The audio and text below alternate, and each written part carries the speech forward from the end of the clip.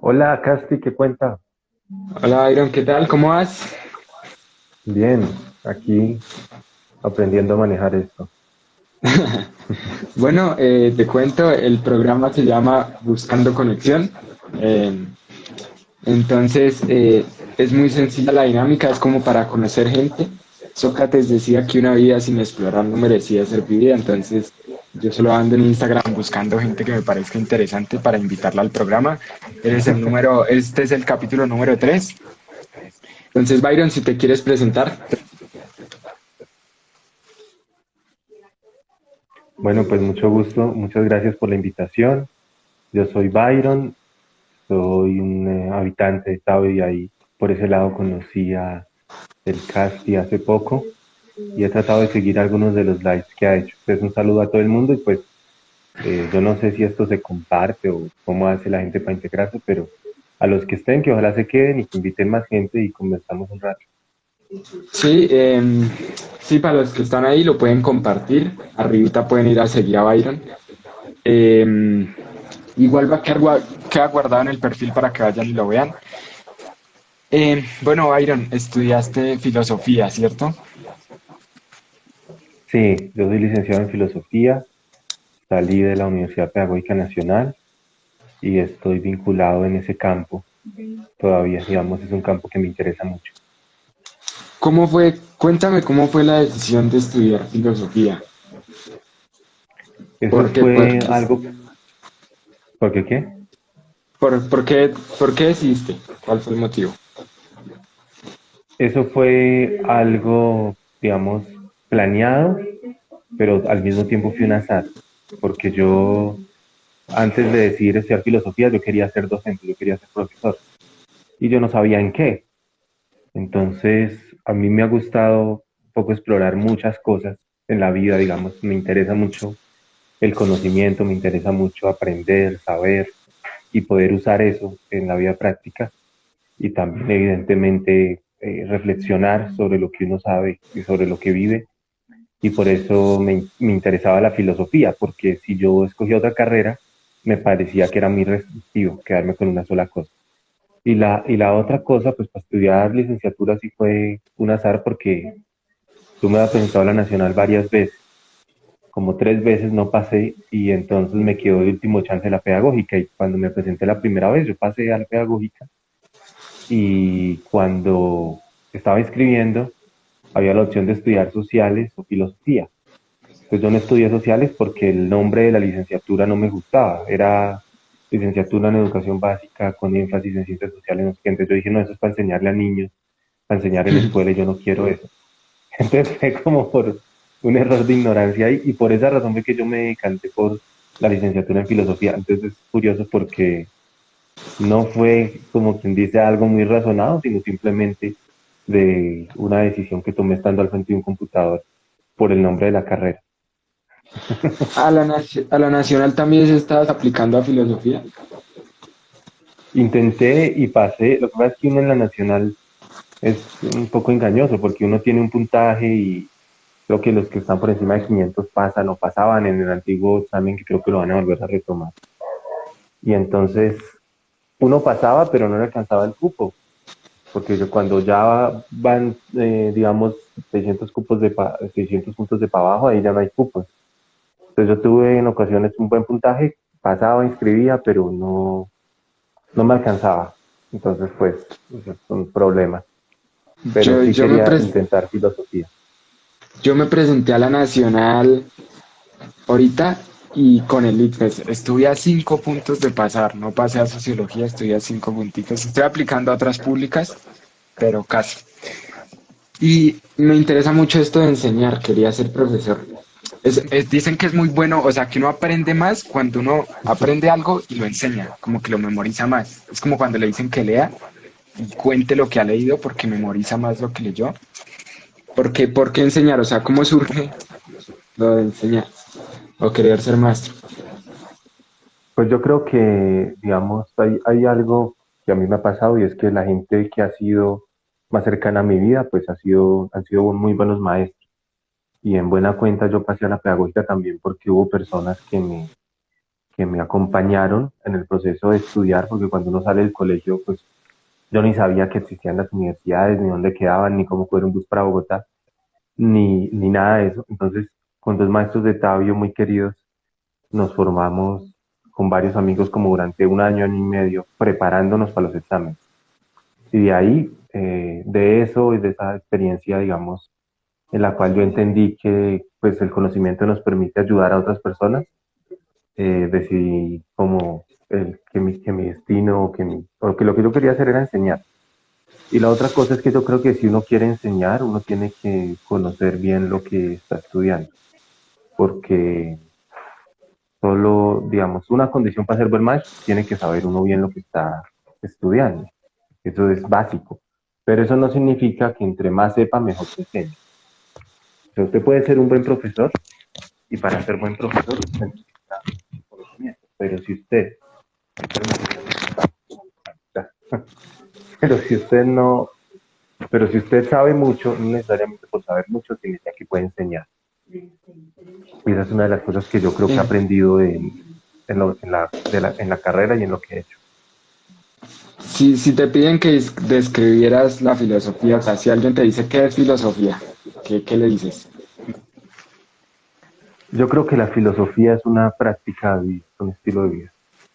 Y es un estilo de vida que tiene que ver con una ética, con una estética y también con una manera de pensar que uno construye. Y para mí, digamos, yo estoy en una corriente de la filosofía que se llama la fenomenología, que es como el campo en el cual yo estoy metido. Y esta es una manera de entender la filosofía sobre todo como un método, como un método. Y como la filosofía se entiende como un método, significa que nos sirve para atender los problemas que se nos presentan cotidianamente. Entonces, pues lo interesante es que yo creo que la filosofía sí nos permite tener una actitud para enfrentarnos ante el mundo.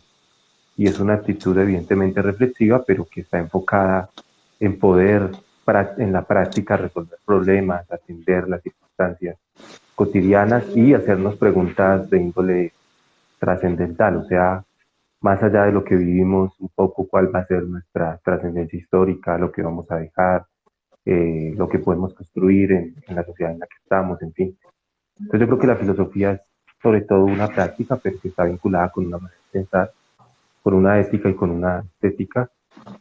Y creo que la fenomenología es una manera también de entender la filosofía que nos pone como a tener un método para poder Fi- obrar. Filosofía es de filos que es como amor al conocimiento, ¿cierto? Es filosofía, ¿no? Amor al conocimiento, ¿o Sí, me equivoco? sí, esa es una definición que está en un diálogo muy interesante que se llama El banquete, donde Banquete. se descubre, o sea, donde en el diálogo de Sócrates se descubre que, digamos, la filosofía está como en una medianía, que la filosofía no nos permite tener todo el conocimiento porque en ese caso simplemente pues nos dedicaríamos a hacer ciencia, pero que la filosofía tampoco está en la absoluta ignorancia, sino que la filosofía es esa medianía que nos permite estar como entre el ser y el no ser. Y en ese sentido del conocimiento como nos permite transitar hacia el conocimiento pero sin tenerlo completamente. Porque cuando uno pretende tener la verdad dada, pues deja de hacer filosofía. Entonces la filosofía nos hace estar siempre preguntándonos, a pesar de que podamos conseguir la verdad, saber que esa no es una verdad completa. O sea, no hay verdades absolutas, ¿cierto? En un sentido, puede, digamos, hay verdad como horizonte, ¿sí? Pero en general también hay una verdad como parte de un contexto, una verdad relativa a los acontecimientos históricos, al contexto, a las posibilidades mismas de las investigaciones, ¿sí? Y una verdad que está como en planos. No es lo mismo, por ejemplo, la verdad para una cultura que para otra cultura, o no es lo mismo la verdad para la ciencia cuando yo estoy haciendo investigaciones en el ámbito del mundo físico, a cuando me voy al mundo atómico, subatómico. Entonces, esa verdad es absoluta, pero entendiendo lo absoluto en unas condiciones específicas dadas y que al ser unas condiciones específicas dadas, cuando se va a otro campo, pues se vuelve una verdad relativa. Yo sí creo que hay verdad, y en un sentido hay verdad absoluta, pero no en un absoluto sentido. Claro que, digamos, o sea, en el tema de los sentidos, o sea, somos muy sesgados por los sentidos, ¿no? Porque, por ejemplo, yo estaba pensando que, o sea, espera a ver cómo me puedo explicar. Pero digamos, nosotros percibimos los colores de cierta manera. Y, digamos, hay animales que los perciben de cierta manera. Ahí estamos de cierta manera sesgados por nuestros sentidos. ¿Sí o no? ¿O me equivoco? Sí, los sentidos son una mediación, pero hay algo muy ¿Cómo? interesante de los sentidos y es que los sentidos nos dan información. O sea, Descartes decía, los sentidos nos engañan, ¿sí o no? Sí, sí, Porque, sí. digamos, nos ofrecen una percepción que no es absolutamente fiable. Sin embargo, yo creo que también uno podría preguntar si realmente lo que nos están engañando son los sentidos o si lo que nos está engañando es la información que está llegando a esos sentidos, que es una vaina muy diferente. Porque al final lo que hoy sabemos es que nosotros, el sujeto, digamos, el cerebro y todo eso, lo que hace es procesar información. Y en este momento, por ejemplo, estamos procesando información auditiva, información de los olores que tenemos a nuestro alrededor, información que llega visualmente, todo ese tipo de cosas, eso que está, digamos, afuera, es información. Y los sentidos lo que hacen es hacer una mediación y a través del organismo eso se transporta, llega al cerebro y por vías de redes neuronales termina siendo una configuración de sentido, sin que nosotros mismos nos demos cuenta. Si en este momento comenzara a oler a quemado, entonces, tal, uno reacciona y esa información le da una alerta. Pero son cosas que están ahí presentes sin que uno lo note. Entonces, al final yo digo, si llega una información de ese estilo y yo me pongo alerta, el sentido está funcionando bien. Entonces hay un debate muy interesante y es si realmente los sentidos nos engañan o lo que nos engaña es la información que viene del entorno. Ah, ya te entendí. Ok, qué bueno, no lo había pensado así. En tema de filosofía también, ¿qué libro fue cuál fue el primer libro de filosofía que leíste? Yo no me acuerdo, seguramente en el colegio teníamos, yo me acuerdo que yo estudié con Charito en el colegio, es una profe de Tabio muy famosa, y ella tenía un libro que tenía múltiples conjuntos de otros libros, y de páginas de sacados, fragmentos que nos ponía a leer. Y yo me acuerdo que no sé si fue con ella o con otra persona, que yo leí un libro que se llama Teoría del Conocimiento, que es de un filósofo que se llama Johannes Hesse. Y es un libro muy ¿Cómo interesante porque me Teoría repites del el nombre? Conocimiento, ¿De Johannes quién? Hesse, Mm, Johannes Hesse.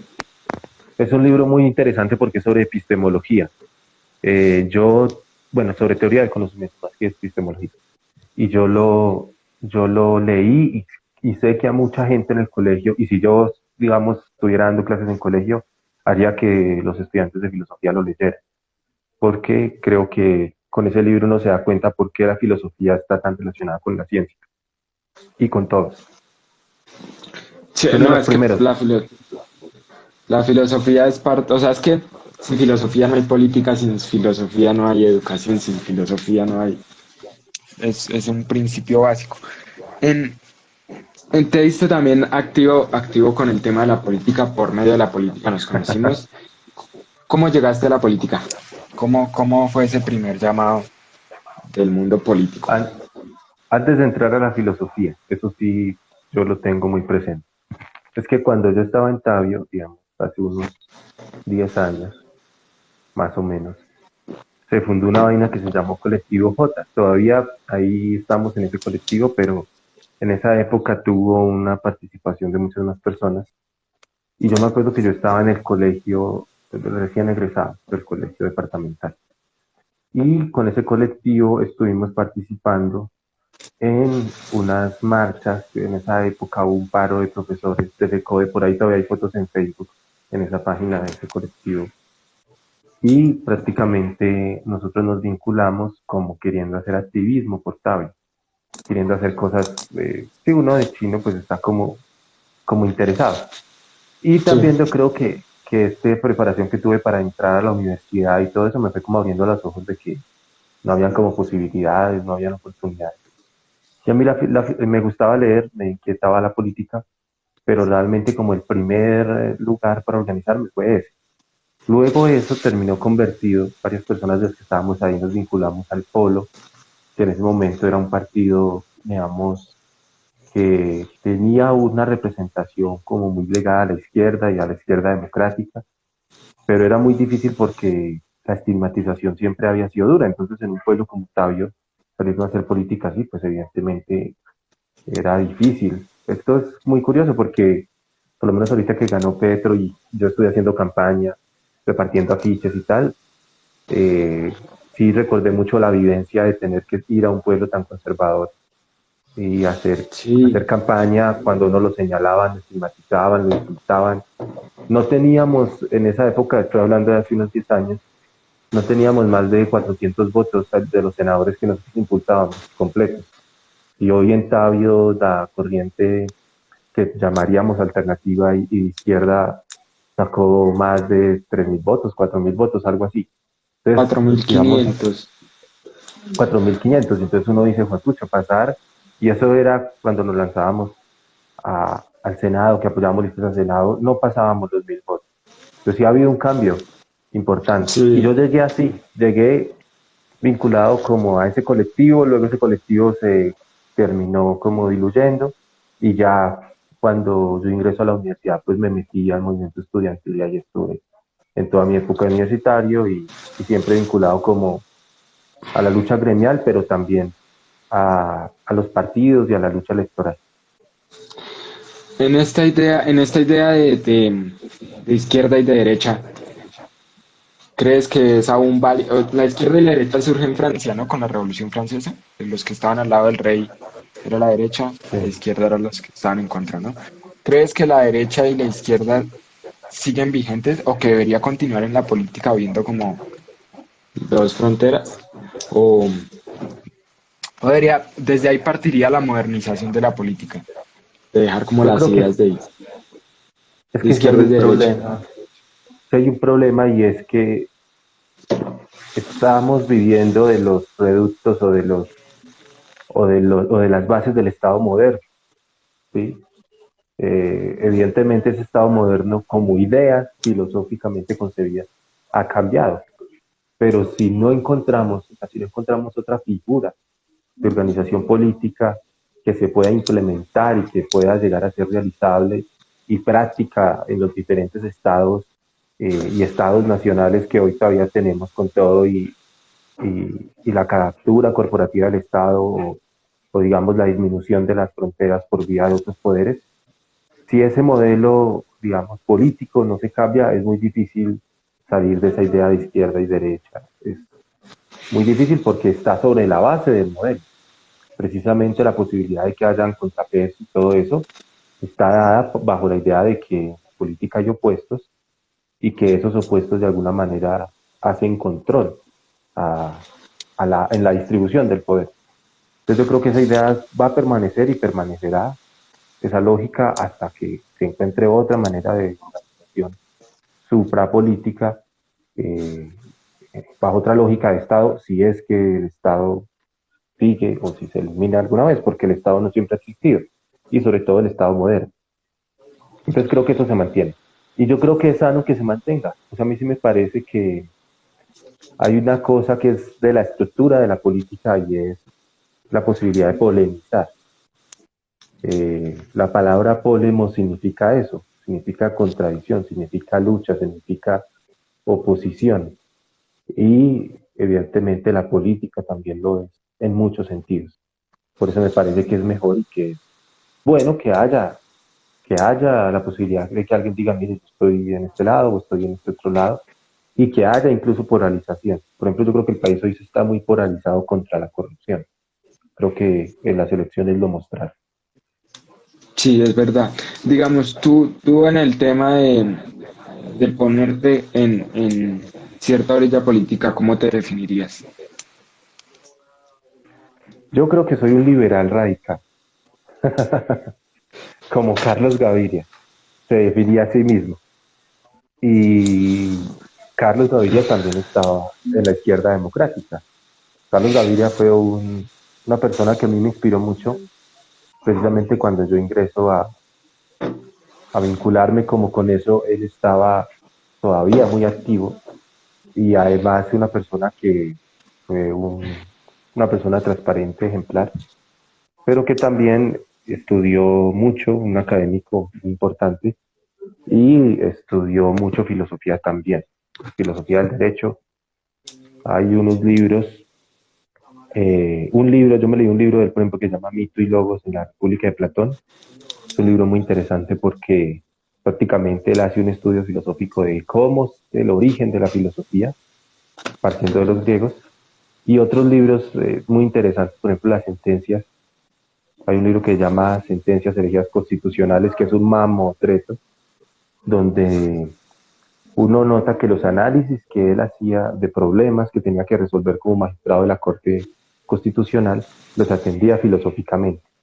Entonces, por ejemplo, hay una sentencia muy interesante sobre el periodismo, donde Carlos Gaviria dice, oiga, cualquier persona puede ser periodista, y hace todo un estudio filosófico y dice, en una democracia no deberíamos denegarle la posibilidad a la persona como ciudadano que quiera ejercer el rol del periodismo que lo haga, porque precisamente eso permite que haya la lógica de los pesos y los contrapesos y que se genere una sociedad en vías de una ilustración.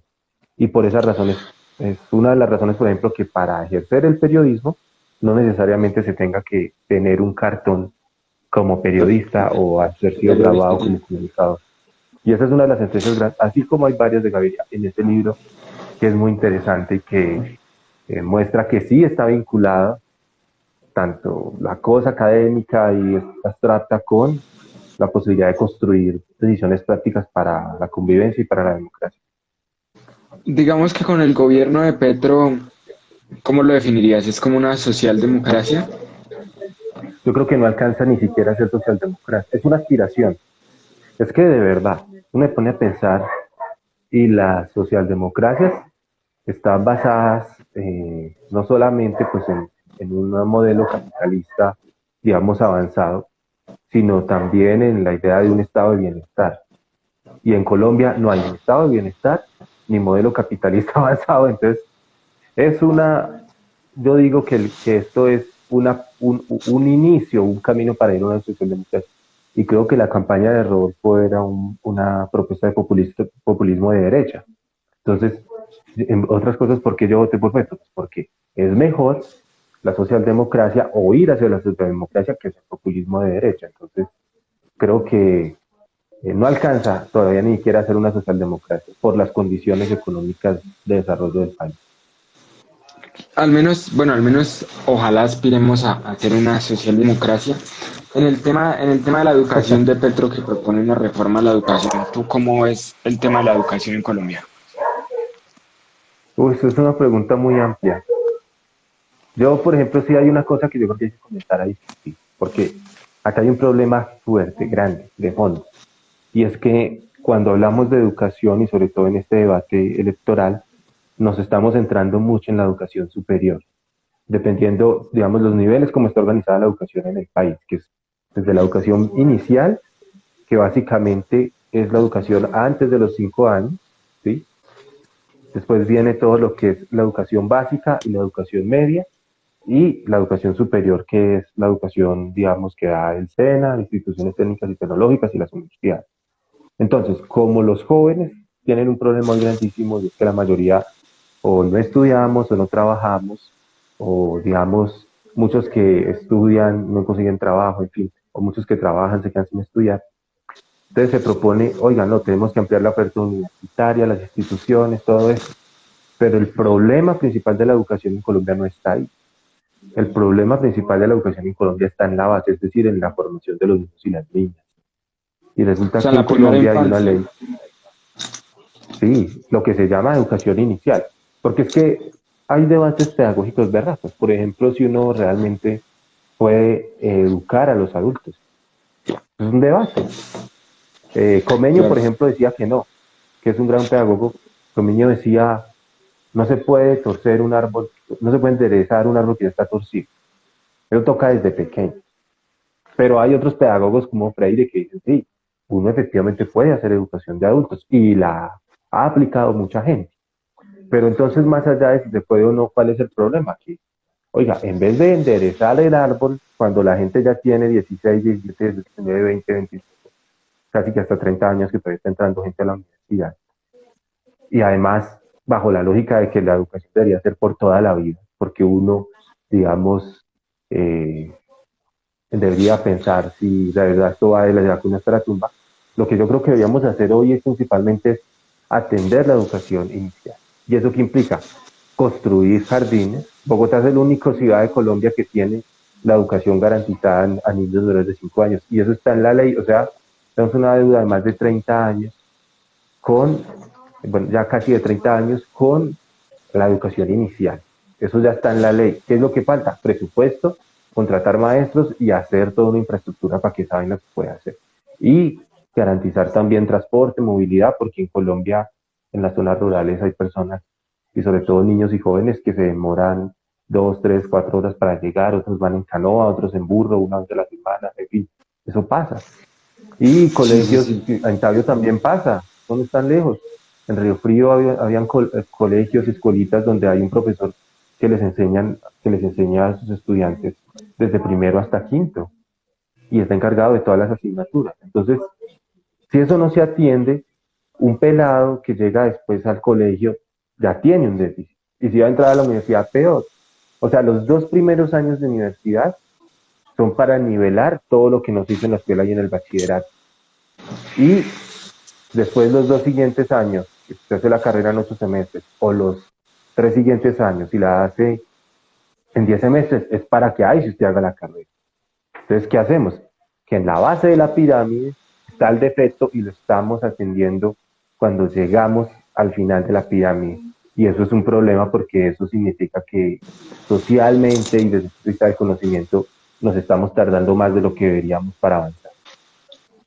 Que es un problema digamos, yo también sufrí en el tema de que yo estudiaba pues ahí en el departamental y en sexto y en séptimo no tuvimos profesor de matemáticas. Nos tocaba andar de profesor en profesor, de horas libres y era de que yo Fatal. hago octavo aparece un profesor que más o menos nos ayuda y llego a la sede de Lourdes, del mismo José de San Martín, y ahí me encuentro con un profesor muy bueno de matemáticas, pero que ya iba, o sea, habían temas en que yo no tenía ni idea, y eran temas súper Exacto. básicos.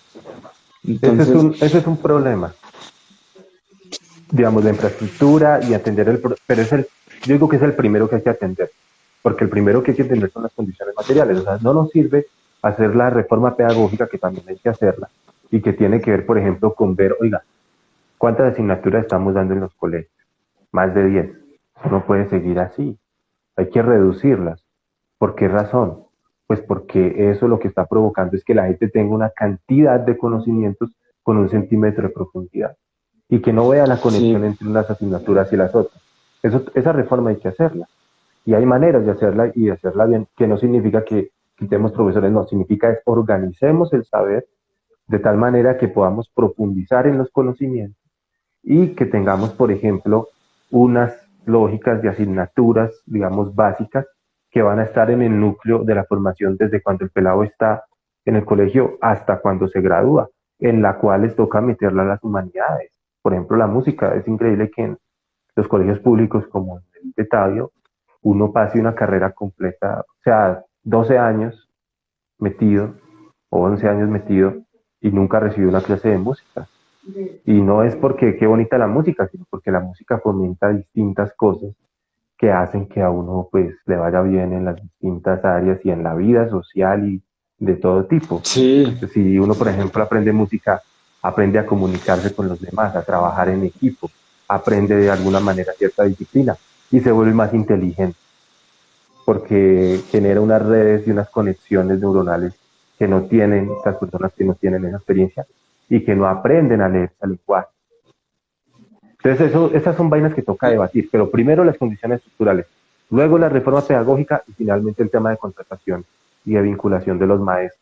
Ah, y sobre todo la jornada única. Colombia es el único país del mundo, donde hace varios años se decidió que como no había plata para construir salones, entonces hiciera jornada doble y eso fue transitorio, entre comillas, y resulta que la transición ya lleva bueno, más de 40 años, no me acuerdo en este momento cuándo fue que se decidió eso, pero eso fue a propósito que se decidió, y nunca se construyeron salones, entonces no podemos estar dando clases con más de 40 estudiantes y fuera de eso en jornadas tan extensas porque no garantizamos una jornada única que yo no sé si vaya a ser de 8 horas, de 6 horas, eso también podemos cambiarlo, pero el punto es, sí necesitamos una jornada única digna para los estudiantes.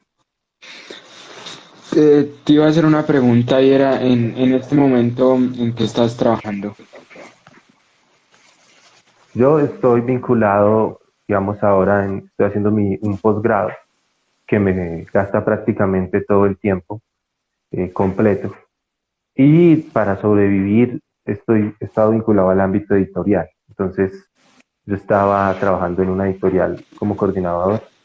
De ahí salí porque la cosa del estudio me implica dedicarle mucho tiempo. Y entonces lo que estoy haciendo ahora es hacer trabajo editorial del que salga, correcciones de estilo especialmente, y asesorías a gente que me contrata de manera independiente, ¿no? Si alguien quiere que le haga una asesoría para investigación, he trabajado con varios profes que están haciendo maestría, entonces es interesante porque uno se vincula a los proyectos que están haciendo. Estoy como esas son como mis fuentes de empleo. ¿Cómo, Y cómo es? de resto estudiar. Te, te iba a hacer una pregunta. ¿Cómo es el trabajo en una editorial? Me Depende interesa mucho. en qué esté uno ¿Qué tenías, vinculado, pero te- qué tenías que hacer tú? yo estuve un buen tiempo haciendo la coordinación de una editorial que se llama Aula de Humanidades, que es una editorial bogotana que ya lleva más de 10 años de fundada y tiene más de 300 publicaciones. Entonces, eso fue muy bueno porque yo aprendí como a ver los procesos editoriales en su cadena y en su relación de unos con otros. ¿Qué procesos editoriales hay? Pues desde la contratación para una obra, obviamente ya una obra que puede que ya esté escrita o puede que hasta ahora se va a hacer, pero es como el primer paso administrativo y financiero, hasta que llegue la imprenta y la publicación. Y sobre esos dos pasos, es como el inicio y el final, hay por lo menos unos 10 o 12 etapas que toca cumplir. ¿Sí? ¿En cuáles? Pues es que toca hacer la corrección de estilo, toca hacer el diseño de la cubierta, toca hacer todo lo que es el tema de ilustraciones, si eso lo tiene, toca hacer una diagramación, toca hacer un proceso legal para que el libro tenga el registro ICBN que se pide, la ficha catalográfica, toca hacer todo el proceso para imprenta y pues en esas etapas hay algo muy interesante de la producción editorial y es que los procesos se tienen que evaluar una y otra vez. Una corrección de estilo requiere una, dos o tres miradas. Luego eso se diagrama y luego cuando se diagrama toca leer el libro una y dos veces y toca hacerle los ajustes a eso y otra vez volverlo a revisar para que no se casen errores. Y luego ahí sí, cuando esté aprobado el libro va a imprenta. Entonces, en todo ese proceso hay unos tiempos que cumplir y la humanidad no ha creado, digamos, una manera para evitar esos pasos.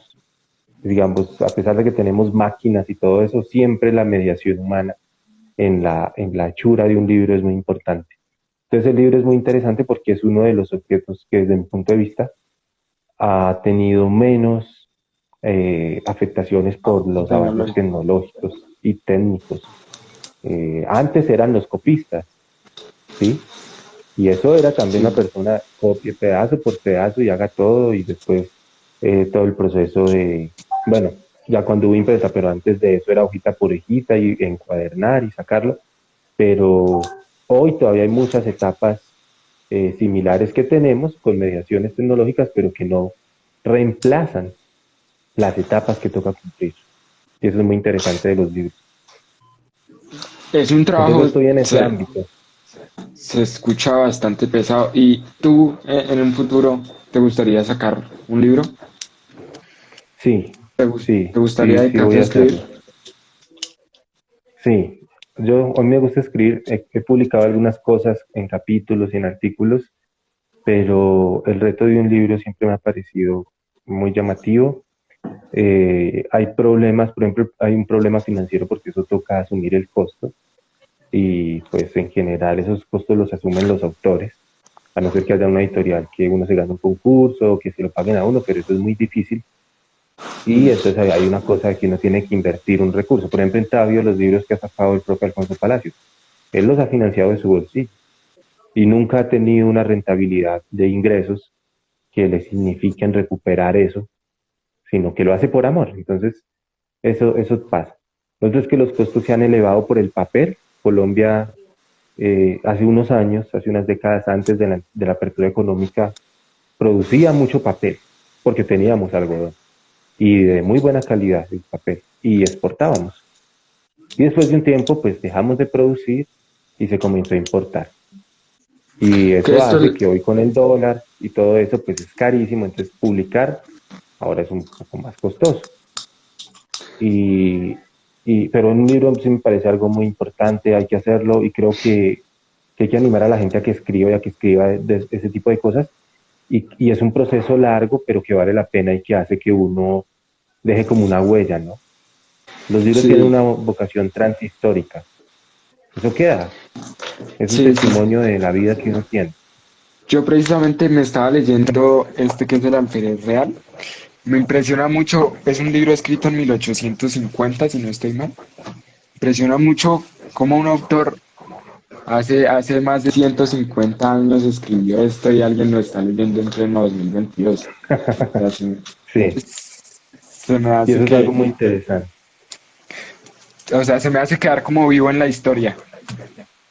Claro, es que las Entonces, ideas, las ideas son a prueba de balas, nunca mueren viejas. Sí. sí, es verdad. Es que Las digamos, ideas y no son tú, como las cosas que se desaparecen, no, esa vaina se mantiene, sí, ¿no? O sea, tú usted se le ocurre digamos una vez en, y usted no se le... tú digamos en el tema de escribir el libro, ortográficamente, ¿consideras que estás? O sea,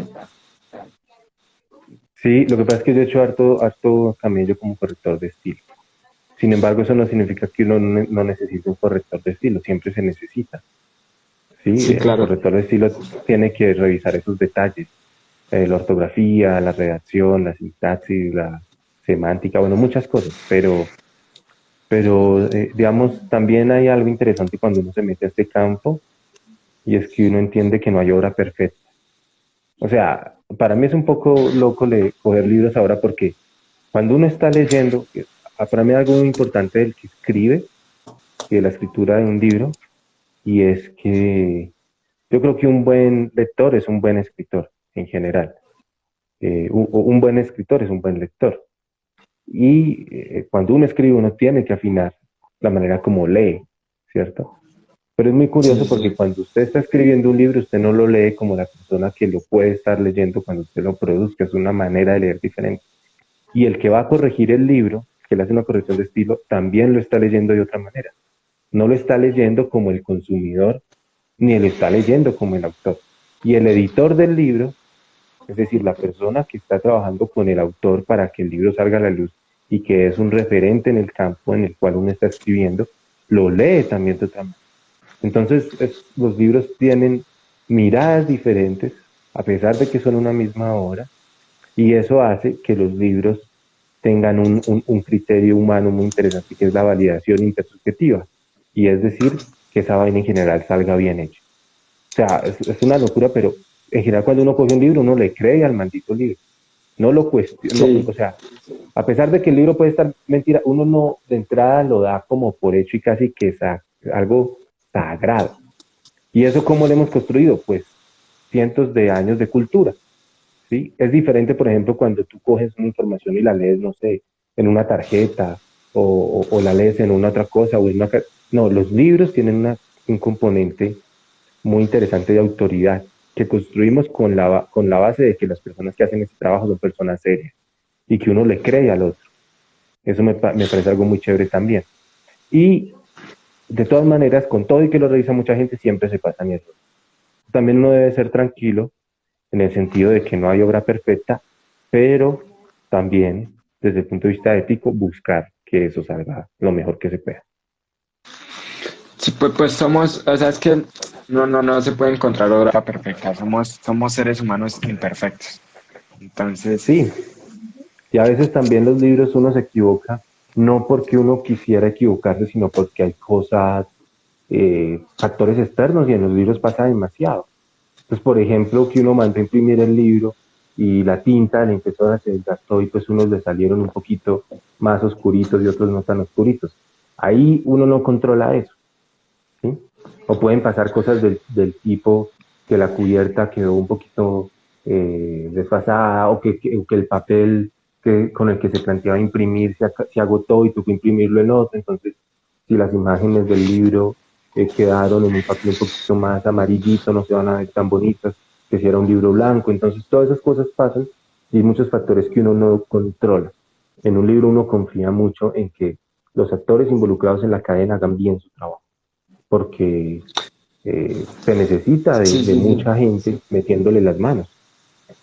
Yo tenía una muy mala ortografía y como me gusta mucho la lectura, la he ido mejorando muchísimo, pero aún Sí, tengo o sea, muchísimos errores. Por eso no diría como que quiero escribir algo, porque a mí me gustaría escribir, no sé, como un poemario para dejar como algo de lo que fui cuando era adolescente. O sea, dejar como una foto de que esto era lo que escribí cuando fui adolescente, para leerlo en 10 años y sentir como eso de que, así era cuando tenía 18 años y todo. Me gustaría eso, pero pues me toca mejorar muchísimo la ortografía. sí, oiga, aquí hay una pregunta. No, pero está bien hacerlo. O sea, si le queda con mala ortografía, se corrige. Por eso existen correctores de estilo y uno mismo también lo va corrigiendo. Lo importante es intentarlo y hacerlo. Aquí creo Sí, que hay alguien que está preguntando sobre eso. me refiero a los audiolibros, los libros digitales, entre otros. Ah, es que había otra pregunta acá. Dentro de la industria Dentro de la editorial, industria ¿cómo editorial. se las nuevas formas de procesos de contenido? Esa es una pregunta para ti. O sea, ¿cómo se Muy buena. producen los audiolibros? ¿Cómo entiendo cómo se ha recepcionado las nuevas formas de producir contenido? Sí hay una recepción grandísima en la industria editorial de eso, pero el problema no es de la industria editorial, sino del consumo de la gente.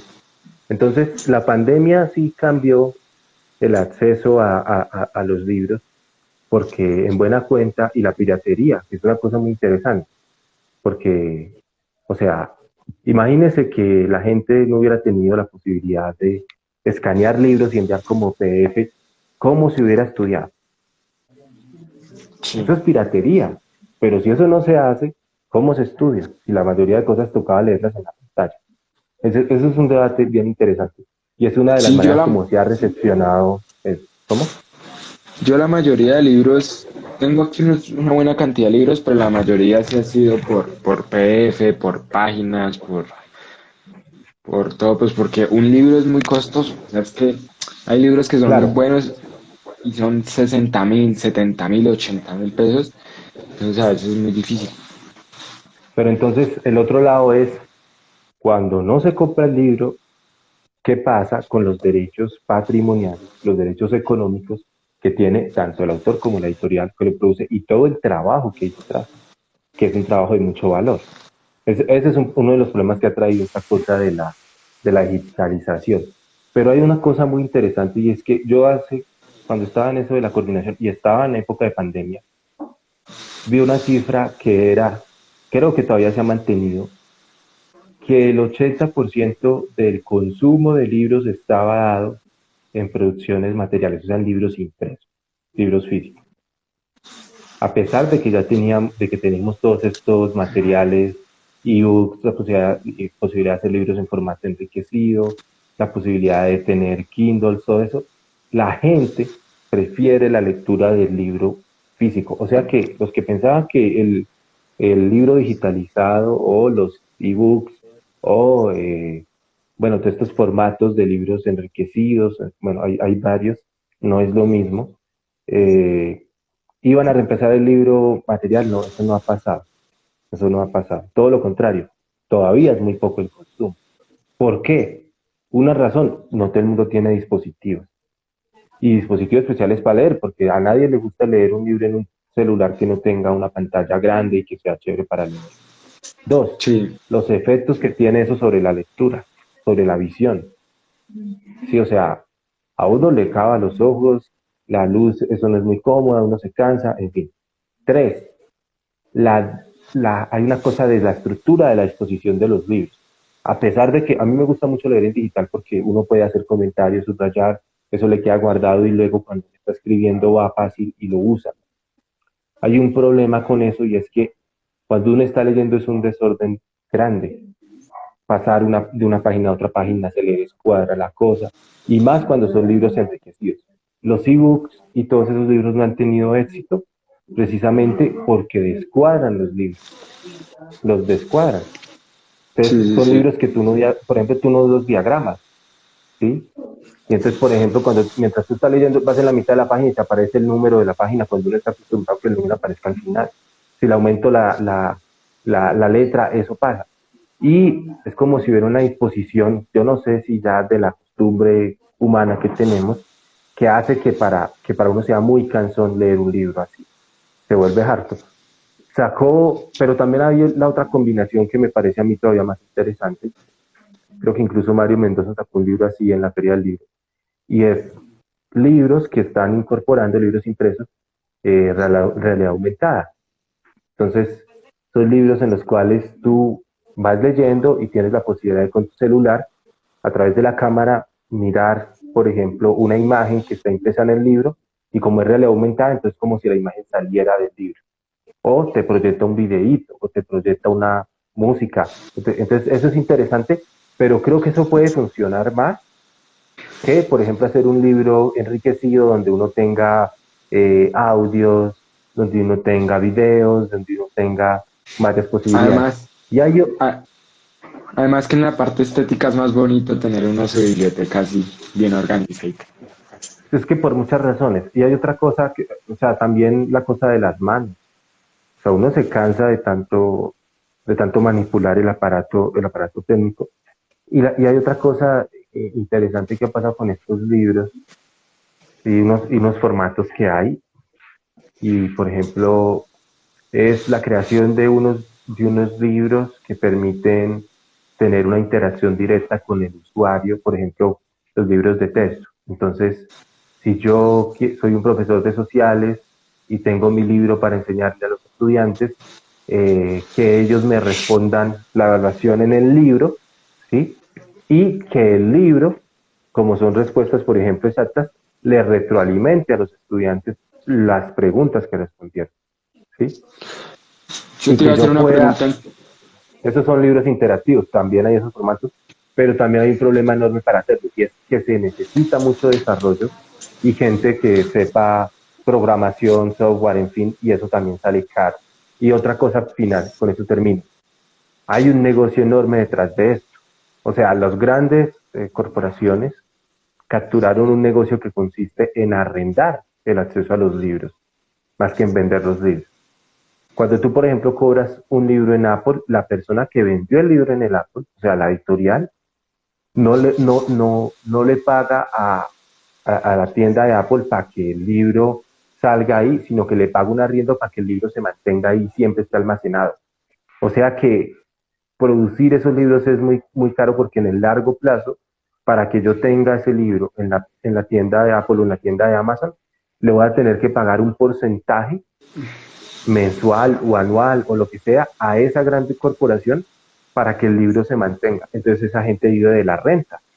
Entonces para una editorial Sí, sí, termina sí. siendo un flujo cesante porque prácticamente siempre va a tener que pagar. por el libro para que esté almacenado, así lo venda o no lo venda. En cambio, en una librería, pues es muy diferente porque tú los puedes retirar cuando quieras. Bueno, en fin, entonces también hay un problema económico y así como hay varios problemas que han hecho que eso de los libros digitales y esas formas de producir esos contenidos no sean las prominentes hoy, aunque han tenido evidentemente una fuerza interesante. Creo que con Yo eso te iba a respondemos esa pregunta. yo te iba a preguntar algo y era en el tema de la educación, ¿cómo fomentar a los estudiantes la lectura para que no sea tan, tan revulsiva? O sea, no, utilice mala palabra, tan ese choque forzoso entre tener que, o sea, es que cuando se obliga a leer, siento que ahí se pierde. Sí, es difícil. Yo todavía no sé bien cómo hacerlo, pero sí sé que hay maneras de hacerlo. Y yo creo que una de esas es recuperando la lógica y la idea como del círculo de lectura.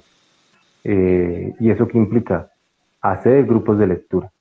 En Tabio, incluso en esta librería del Matorral, están haciendo un club de lectura los lunes o los martes, algo así. Yo creo que hay que hacerlo.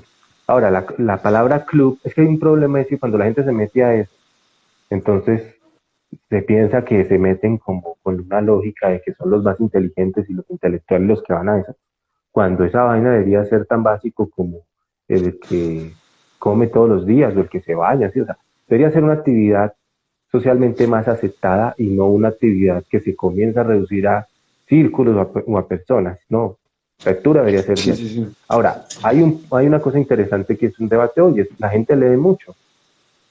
¿Usted cuánto cree que uno lee en las redes sociales diario, en caracteres? Uf, Es un montón. un montón es, Yo reviso Twitter, Instagram, Facebook y en esas redes, bueno, sobre todo en Instagram es la que menos hay, y en TikTok ahora hay menos, porque el contenido es audiovisual sobre todo. Pero lo que es Facebook y lo que es Twitter y en Instagram muchas publicaciones, hay contenido escrito muy breve, o WhatsApp, por ejemplo, todo el mundo se comunica. Entonces la gente lee. ¿Cuál es el problema? ¿Qué es lo que lee la gente? Creo que la cosa es por ahí. ¿Qué es como lo estrategias que, hay para motivar la lectura? ¿Como lo que qué?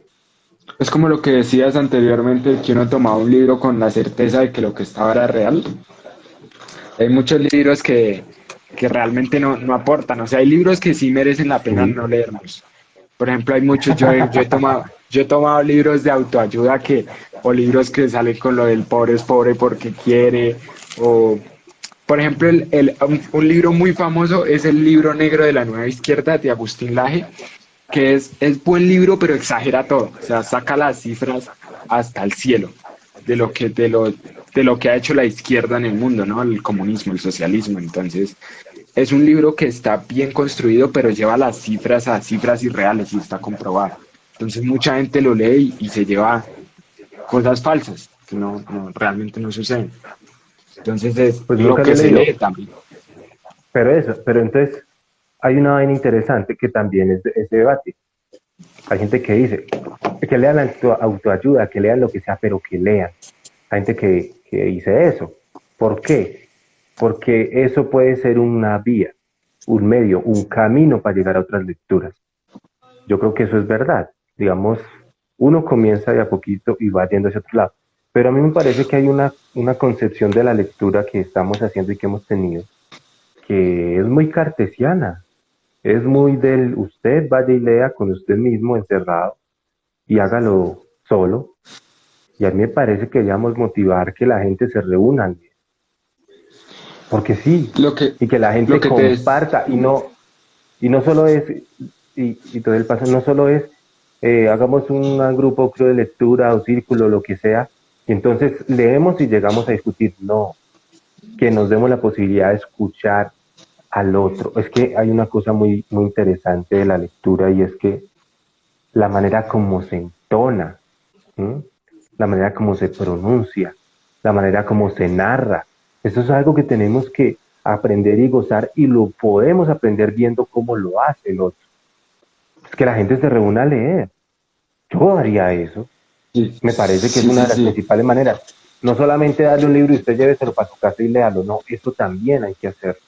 Pero hay una cosa interesante del ser humano y es que el ser humano está en su aprendizaje relacionado siempre con lo social y con los demás. Y por eso yo creo que una vía central para motivar la lectura es que hagamos grupos y que la gente lea. Y luego cuando la gente lea se va y se pone a discutir en la casa, en el café, en la calle, jugando parqués, lo que sea, lo que leyó.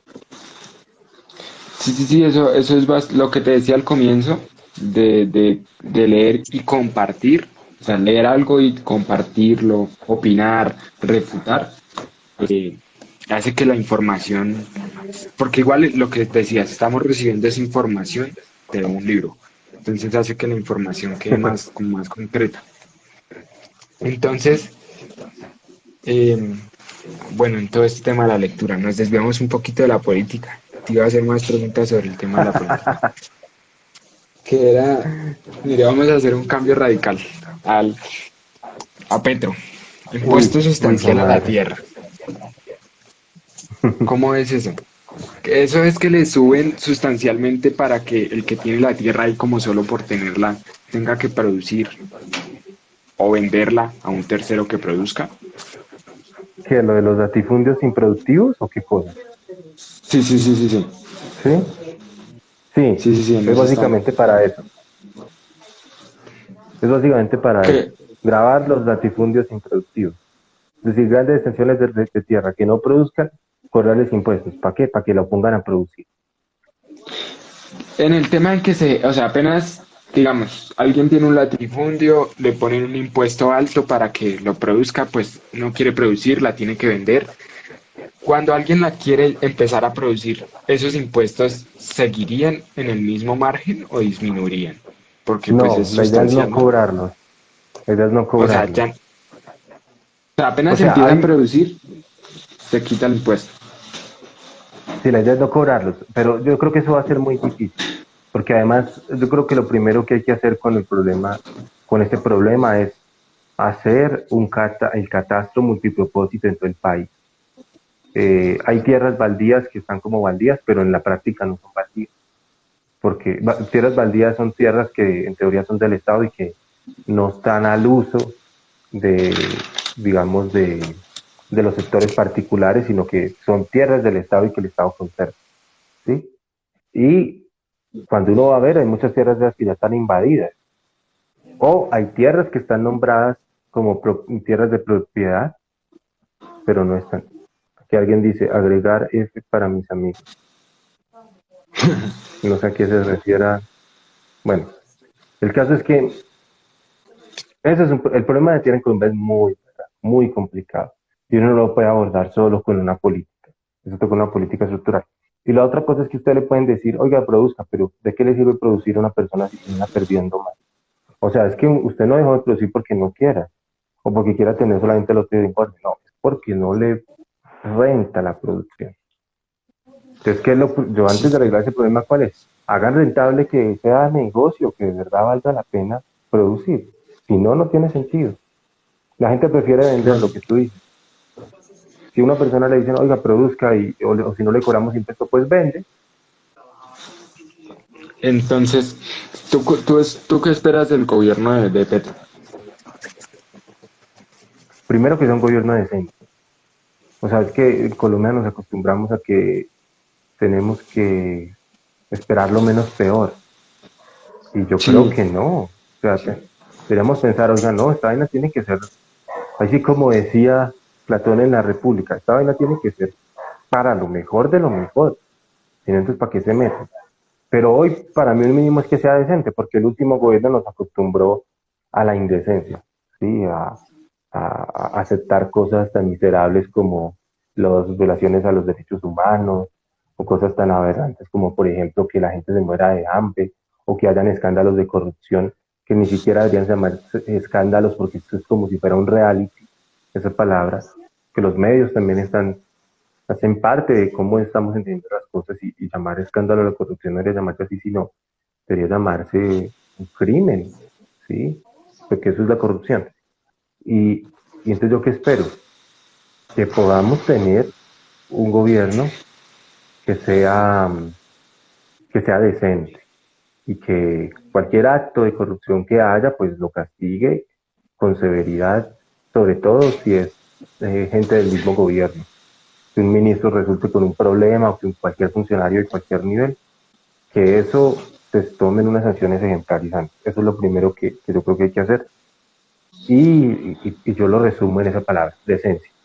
Y lo otro que yo espero es que haya una transición hacia un país más democrático y que se generen unas políticas de condiciones para que la gente pueda vivir mejor. ¿Cuál es la principal de todas? Desde mi punto de vista, el trabajo, el empleo. Apostarle, ahí sí, desde el punto de vista keynesiano, al pleno empleo. Que la gente con lo que estudió y con lo que sabe y con lo que quiere hacer tenga posibilidades para vivir. Eso es muy difícil, pero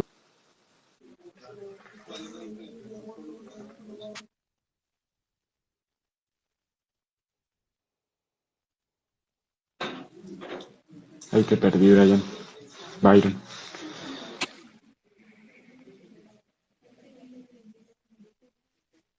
Mm, perdí a Byron.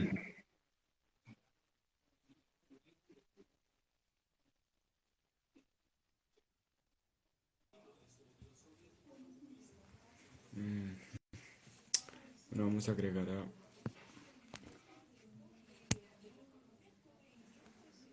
Esperemos a ver si se conecta de nuevo.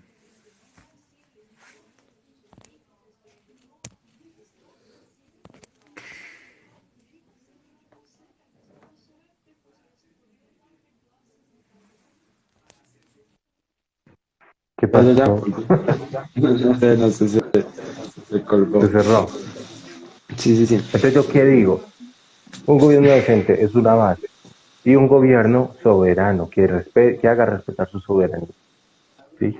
¿Qué es eso? Que podamos producir desde el punto de vista industrial, agropecuario, político o cultural las cosas que nosotros queremos hacer sin la imposición de intereses foráneos y luchar contra esas imposiciones de intereses foráneos, porque lo que acá no se le dice al país es que Colombia no está así porque simple y llanamente hemos tenido malos gobernantes, sino porque hay unas orientaciones y unos poderes internacionales que condicionan la posibilidad del desarrollo del país. Y hay que luchar contra esos poderes. Y yo espero que este gobierno lo haga y encamine un progreso nacional en todas las áreas que se pueda. Y principalmente en el empleo. Yo creo que eso el empleo cambia radicalmente la vida de la gente, el empleo digno. La identificación del empleo es lo más importante. En otras dudas que yo tenía en filosofía era el racionalismo y el empirismo. Eso, o sea, racionalismo ¿qué? Es una corriente filosófica en la que adquirimos el conocimiento por medio de la razón, ¿no? Y el empirismo es como por medio de la experiencia, ¿cierto? Sí, en síntesis sí. ¿Tú de qué lado estás? ¿Racionalismo o empirismo? De los dos, de los dos. Las investigaciones que hay se han probado que hay unas condiciones a priori que hacen que el sujeto pueda conocer, que también es un poco lo que Kant planteaba Digamos, eso te iba a preguntar. Digamos, a priori nosotros somos seres antes de la racionales, experiencia. el ser humano. Claro, sí, claro, tenemos unas condiciones que nos posibilitan ser racionales. Eh, Mm, es toda una red neuronal y cerebro y toda esa vaina, sí, la hay. Está en la evolución, está en el organismo, está en el ADN, está en las células, ¿sí? Pero eso no significa que como nacemos con eso, entonces ya lo seamos, no. Toca meterle cultura, toca meterle práctica, toca meterle experiencia. Pero si hay unas Eso te iba a condiciones, preguntar porque es que no me acuerdo quién lo dijo, pero que un hombre nacido en lobos era un lobo. Eso es como condición material. Eso es Hobbes, como, ¿sí? ¿Quién? Hobbes, que el hombre es un lobo para el hombre. Sí, más o menos. Entonces, esa era mi duda en cuanto al racionalismo. No, al final lo que pasó, o sea, ese fue un debate durísimo que hubo en la filosofía, sobre todo como del siglo XVII, pero una de las figuras que logró prácticamente solventar ese debate fue Kant.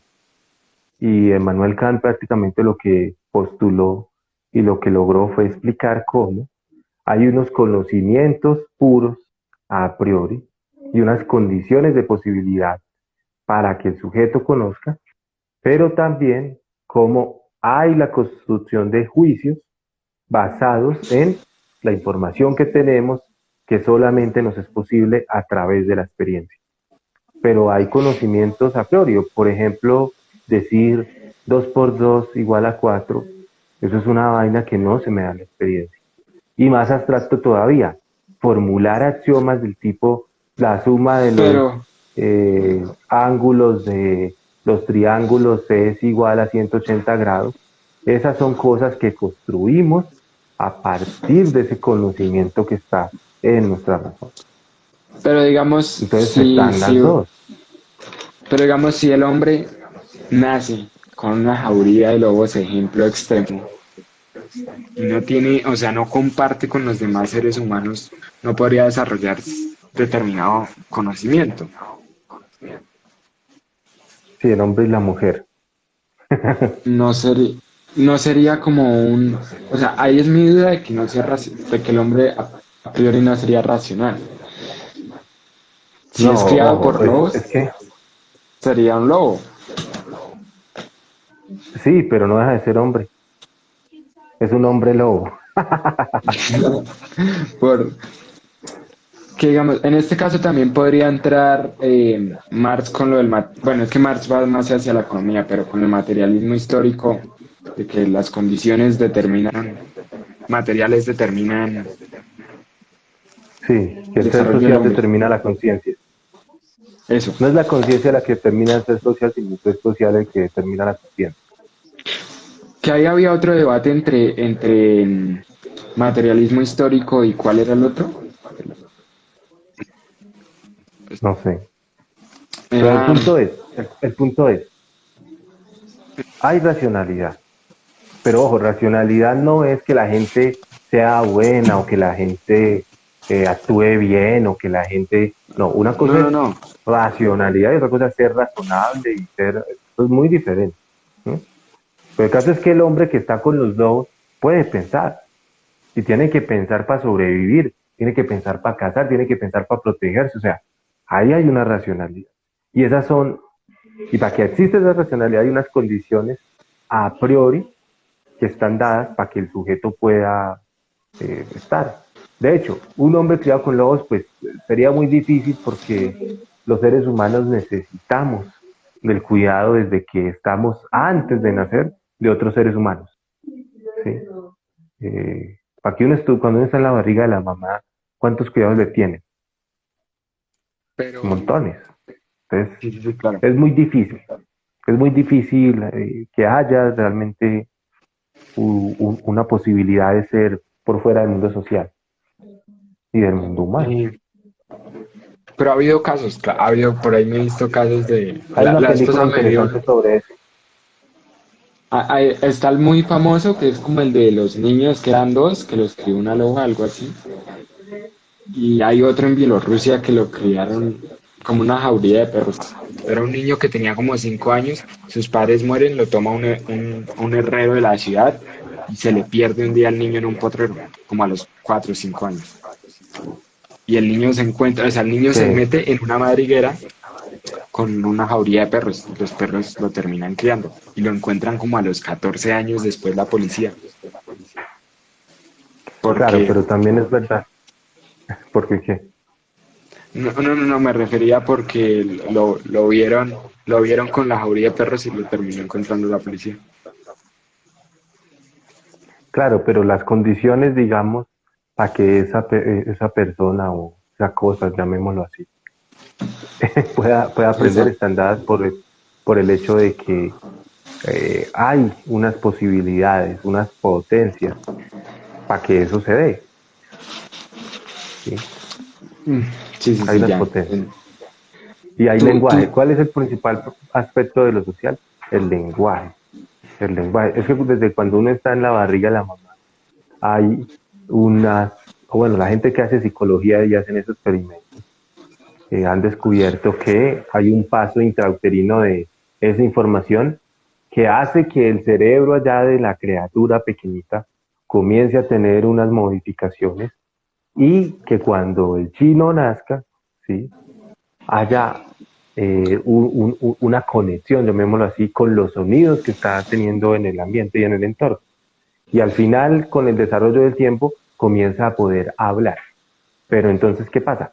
Que eso lo que nos indica es que esas condiciones de posibilidad que llegan están dadas desde la formación misma de, pues, del sujeto, desde el, ni siquiera llamamos los sujetos, del niño, no sé cómo llamar, pero la cosa que está ahí en la barriga, eso se comienza a formar desde antes de formar.